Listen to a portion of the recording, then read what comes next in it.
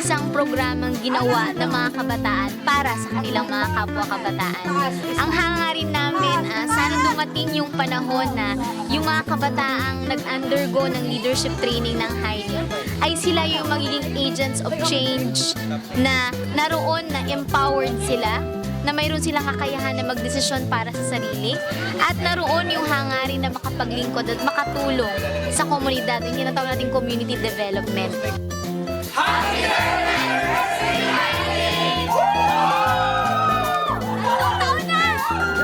We have a group of friends na dating mga student leader din dito sa Hagonoy, Bulacan.